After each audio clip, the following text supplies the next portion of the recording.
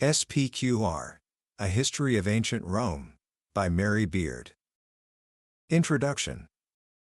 Imagine a man, a political firebrand, standing before the most powerful assembly in the world. He's a charismatic figure, an aristocrat from a long line of heroes, but now he's bankrupt and desperate. He's promising a revolution, not just a change in leadership, but a complete upending of society. He plans to assassinate the elected officials, burn down the capital city, and, in the ensuing chaos, erase all debts, for rich and poor alike. He is, for all intents and purposes, a terrorist, and he has a shocking amount of support. On the other side stands another man. He is a brilliant speaker, a philosopher, a lawyer, and the head of the government. He's a new man, without the noble ancestry of his rival, who has clawed his way to the top through sheer talent and ambition. He has discovered the plot, and now, on a tense November morning in 63 BCE, he confronts the revolutionary in person, in the heart of the Roman Senate. With every eye in the room fixed on him, he begins his attack, with words that would echo for more than 2,000 years. Quo usque tandem abutere, Catilina, pagentia nostra? How long, Catiline, will you go on abusing our patience? This is not the opening scene of a political thriller. This was a real moment in the history of ancient Rome, a civilization that still defines the way we think about our own world. The story of Rome is a story of power, of citizenship, of brutal conquest and incredible innovation. It's the story of how a tiny, unremarkable village in central Italy grew to dominate 3 continents, shaping the very foundations of Western culture, politics, and law. In her monumental work, SPQR, A History of Ancient Rome, the brilliant scholar Mary Beard takes us on a 1,000-year journey through this astonishing civilization. The title itself, SPQR, comes from that famous Roman catchphrase, Senatus Populus K Romanus, the Senate and people of Rome. It's the story of that relationship, a constant, often violent debate over where power truly lies. Today, we're going to walk through the grand narrative of this incredible book. But this isn't just a history lesson. This is a story about us. By the end of our journey today, you will understand the secret to Rome's 1,000-year dominance. It wasn't just its legions or its emperors. It was a revolutionary idea about what it meant to be a citizen, an idea that continues to shape our world, our politics, and even our own identity. So let's begin, not at the beginning, but in the middle of the crisis, in Cicero's finest hour. Book summary. The clash between Cicero, the defender of the state, and Catiline, the would-be revolutionary, is the perfect place to start our story of Rome. It's the first period in Roman history where we have so much information, speeches, private letters, poems, that we can see the world through contemporary eyes. We can feel the tension in the air. In 63 BCE, Rome was a sprawling metropolis of over 1 million people, the largest city in Europe until the 19th century. It ruled an empire from Spain to Syria, yet it had no emperor. It was a republic, governed by the Senate and the people, SPQR. But this republic was tearing itself apart. The conflict between Cicero and Catiline wasn't just about 2 men, it was about the soul of Rome. Cicero saw Catiline as a monstrous villain, a symptom of moral decay. But was it that simple? As Mary Beard shows us, history is never that clean. There was a credit crunch in Rome at the time. Many people, not just bankrupt aristocrats, were suffering. Catiline's promise to abolish debt wasn't just a cynical ploy, it was a message of hope to thousands who were losing everything. So, was he a terrorist or a freedom fighter? A desperado or a man with a cause? Cicero, for his part, was a brilliant but insecure man. As a new man, he was always an outsider among the blue-blooded Roman elite. He desperately needed a moment to prove his greatness, to save the state. Did he exaggerate the danger Catiline posed? Did he, in his quest for glory, push his rival into a corner where violence was the only way out? These are the kinds of questions SPQR encourages us to ask. It teaches us to read history against the grain, to look for the other side of the story. Cicero won, of course. He drove Catiline out of the city, and the makeshift revolutionary army was crushed.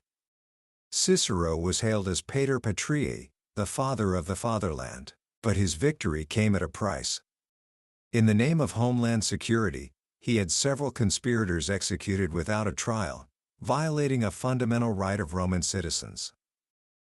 This act would haunt him for the rest of his life and raises a question that echoes in our own time. How far should civil rights be sacrificed for security? Is it ever right to eliminate enemies outside the due process of law? The Romans debated this for centuries, and so do we. Cicero's story shows us a republic at its peak, yet balanced on a knife's edge. But how did Rome get here? How did this city, which in 63 BCE was the center of the world, even begin? To understand that, we have to travel back in time, back through 7 centuries of myth and legend. Every Roman knew the story.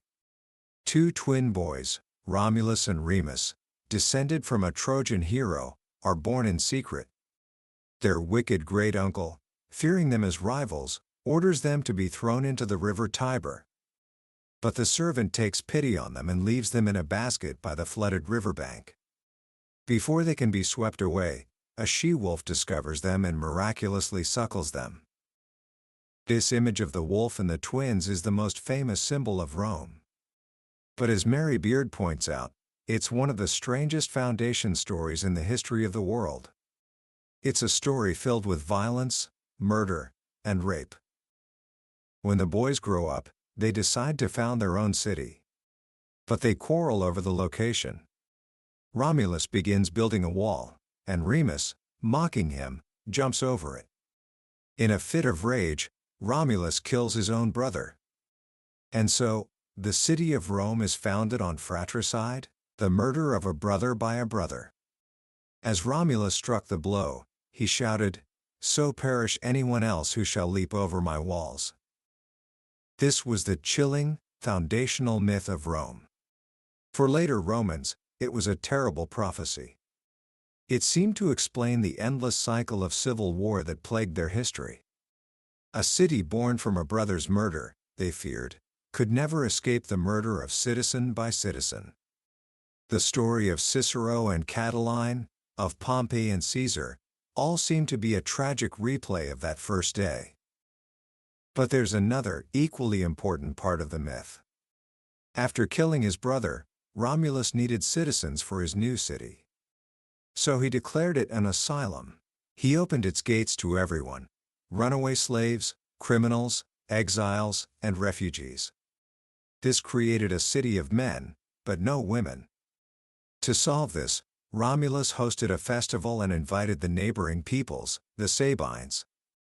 In the middle of the festivities, he gave a signal, and his men abducted the young Sabine women to be their wives. This story, the rape of the Sabines, was another disturbing element of Rome's origin. Did Roman marriage begin with an act of mass sexual violence? Roman writers debated it endlessly. But beneath the violence lies one of the most important ideas in Roman history: Rome's extraordinary openness to outsiders. Unlike the Greek city-states, especially Athens, which rigidly restricted citizenship, Rome had a unique capacity to incorporate foreigners. This wasn't about being liberal or tolerant in our modern sense. It was a deeply practical, and ultimately revolutionary, idea. The asylum of Romulus suggests that from its very beginning, being Roman wasn't about blood or birthplace. It was about allegiance. This idea became Rome's secret weapon. Over the centuries, as Rome conquered its neighbors, it didn't just rule them. It gradually turned them into Romans, granting them citizenship, rights, and a stake in the Roman project. This process culminated in 212 CE, when the Emperor Caracalla declared every free inhabitant of the empire a Roman citizen. It was the completion of a 1,000-year journey that began with Romulus's asylum. So we have these powerful, disturbing myths. But what was the reality? What does archaeology tell us about the beginnings of Rome? If you were to dig down deep beneath the grand marble ruins of the Roman Forum, you would find something much humbler. You'd find traces of a simple cemetery from around 1000 BCE, with cremated ashes in little urns shaped like huts. And on the nearby Palatine Hill, you'd find faint outlines of the huts themselves, small, circular dwellings made of wood, clay, and thatch. The truth is, for its first few centuries, Rome was nothing special. It was an ordinary little village, one of many in central Italy. There was nothing to suggest it would one day rule the world. In fact, some of its neighbors, like the Etruscans to the north, were far richer, more powerful, and more sophisticated. So we arrive at the central question of SPQR. How did this ordinary village make the great leap forward? How did it become Rome? The answer lies in the first few centuries of the Republic, after the Romans overthrew their kings around 509 BCE. This period is also shrouded in myth, but we begin to get on slightly firmer ground. The story the Romans told was of a long and bitter struggle they called the conflict of the orders. This was a clash between the patricians, the small hereditary aristocracy who monopolized all power, and the plebeians, the mass of ordinary citizens who were excluded. For 200 years, the plebeians fought for their rights. They used a unique weapon, a mass walkout, a kind of general strike where they would abandon the city and refuse to serve in the army until their demands were met. Slowly, step by step, they won. They gained their own representatives, the tribunes of the people. They forced the patricians to write down the laws for the first time in the famous 12 Tables. And eventually, they won the right to hold any office in the state, including the consulship, the highest position of all. This struggle forged a new kind of political system.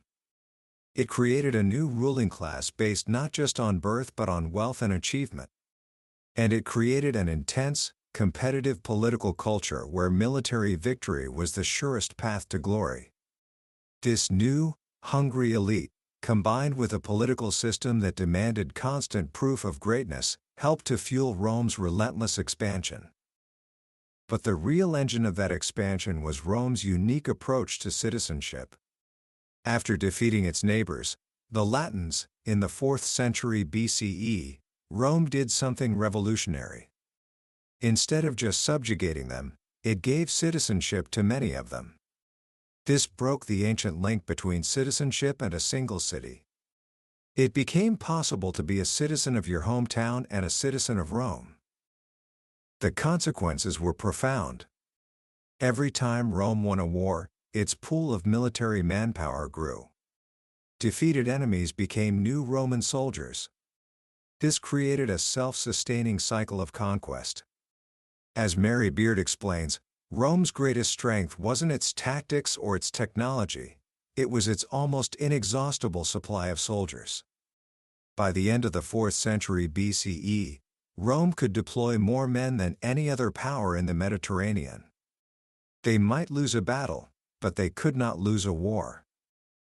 This is what set the stage for Rome's explosion onto the world scene in the 3rd and 2nd centuries BCE. The Punic Wars against Carthage, its great rival in North Africa, were some of the most devastating conflicts in ancient history. The Second Punic War is famous for the genius of the Carthaginian general, Hannibal, who crossed the Alps with his elephants and inflicted terrible losses on the Romans, most famously at the Battle of Cannae in 216 BCE. On that single afternoon, as many as 70,000 Romans may have been killed. Almost any other state would have surrendered. But Rome, thanks to its vast reserves of citizen and allied soldiers, did not.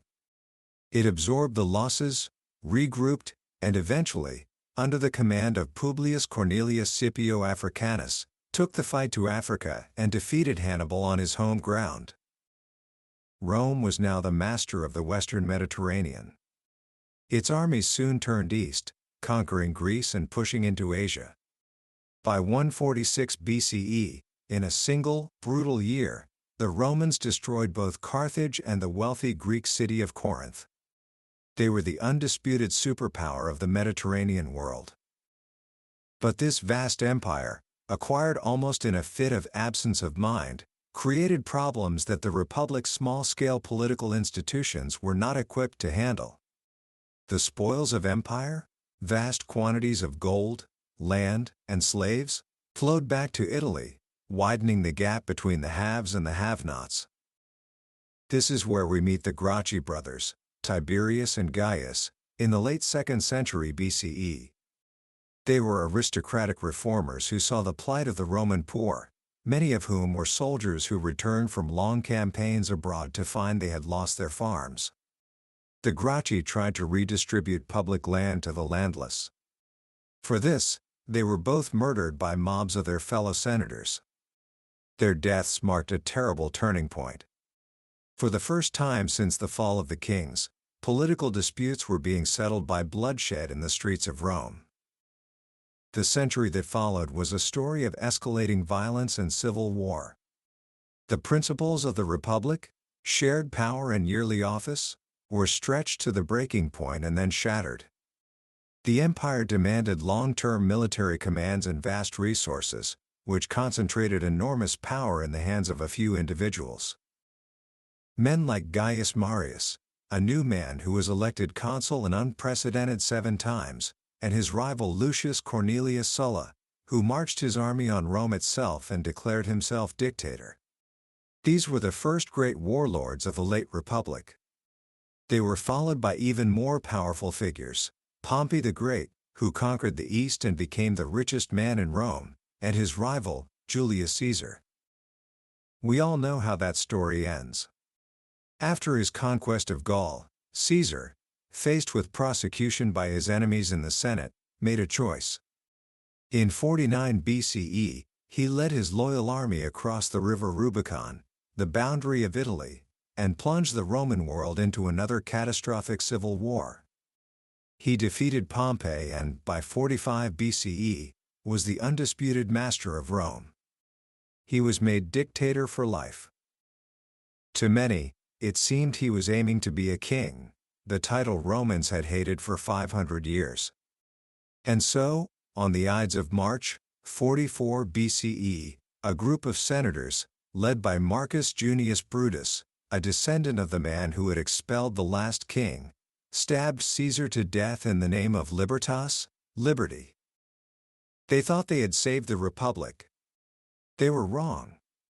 They had only unleashed another, even more terrible, round of civil war. The assassins had killed a tyrant, but they hadn't gotten rid of tyranny.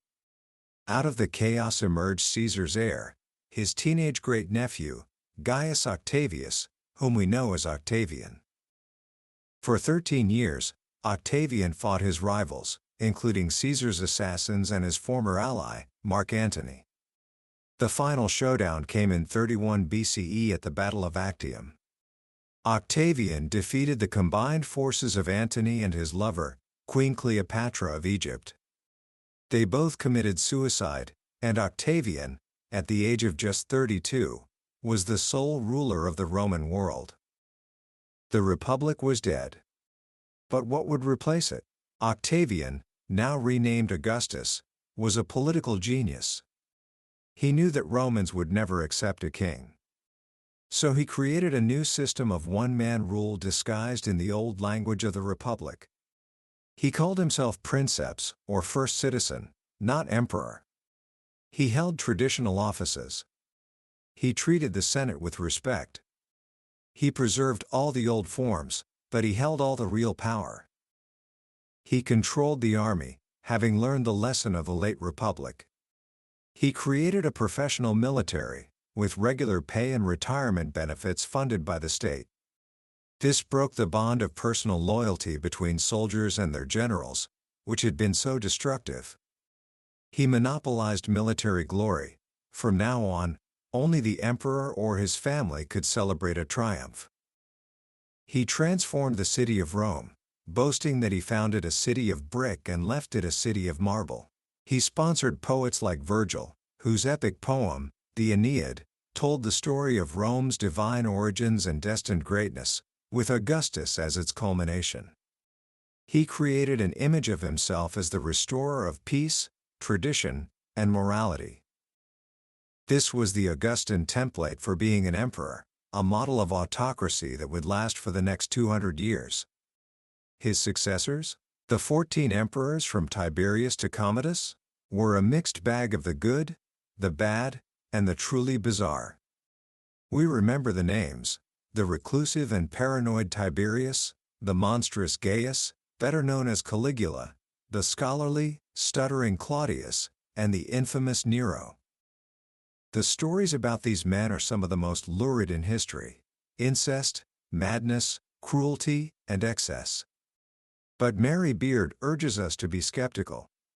The history of the emperors was written by senators, men who were often hostile to the ruler.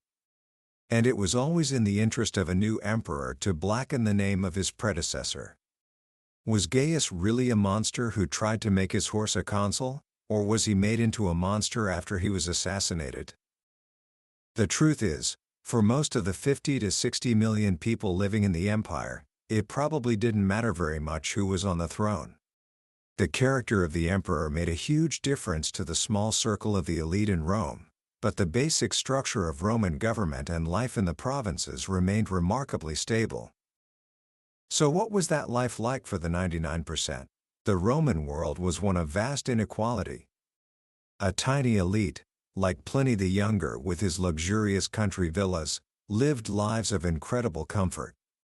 At the other end of the scale were the desperately poor, who lived in crowded, dangerous, multi-story apartment blocks called insulae, or islands. They worked long hours in tough jobs, as bakers, laundry workers, or porters, and their lives were a constant struggle.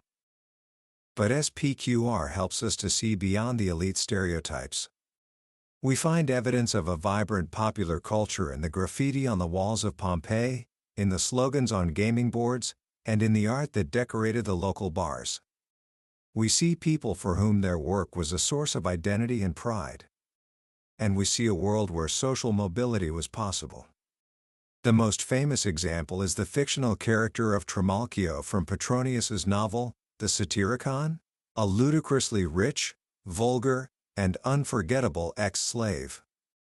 He's a parody, but he represents a real Roman phenomenon, the slave who could become richer than the aristocrats who once owned him. This brings us back to that unique Roman characteristic, its openness.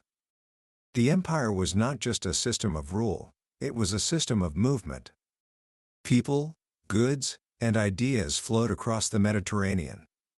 Soldiers from Belgium ended up on Hadrian's Wall in Britain. A man from Syria, Barates, married a local British woman, Regina, and set up a tombstone for her in South Shields, with an inscription in both Latin and his native Aramaic. This was the world that Caracalla inherited. By 212 CE, the distinction between Roman and provincial had become increasingly blurred. The empire was run by senators and emperors who came from Spain and Africa as much as from Italy. When Caracalla made his revolutionary decree, he was simply recognizing a reality that had been 1,000 years in the making. Commentary. So what do we take away from this epic, 1,000-year story? For me, the most powerful lesson in Mary Beard's SPQR is that Rome's greatest invention wasn't the arch, the aqueduct, or even its law code. It was its idea of citizenship. The Roman ability to expand the definition of what it meant to be Roman, to incorporate vast numbers of different peoples into their state, was the engine of their success. In a world where identity was usually fixed and exclusive, the Romans created a model of identity that was fluid, inclusive, and political. It's a profound and challenging idea, and it speaks directly to our own modern debates about immigration, identity, and what holds a society together. Another enduring theme is that tension between liberty and security, which we saw so clearly in the story of Cicero and Catiline. The Romans never resolved it. The Republic's commitment to the liberty of its citizens ultimately couldn't withstand the pressures of a world empire, which seemed to demand the strong hand of an autocrat. The history of Rome is a sobering reminder that free institutions are fragile, and that the slide from republic to autocracy can be a slow, messy, and almost imperceptible process, driven as much by circumstance as by the ambition of tyrants. But perhaps the most important thing SPQR teaches us is a way of thinking about the past. Mary Beard shows us that history is not a simple collection of facts, a neat story of good guys and bad guys. It's a conversation. It's about asking questions, being skeptical of the victor's version of events, and trying to hear the voices of those who are usually silent. It's about understanding that the Romans were as divided, as complex, and as contradictory as we are. So how can we apply these lessons in our own lives? Here are a few simple thoughts. First, the next time you see that famous acronym, SPQR, perhaps on a drain cover in a European city, remember that it stands for a question, not an answer. It represents a 1,000-year argument about where power should lie, with the elite Senate or with the people. It's a reminder that the relationship between the government and the governed is always a negotiation, a struggle. Second, think about Rome's model of citizenship. In our own world, we often think of identity as something fixed, tied to a single place or a single culture.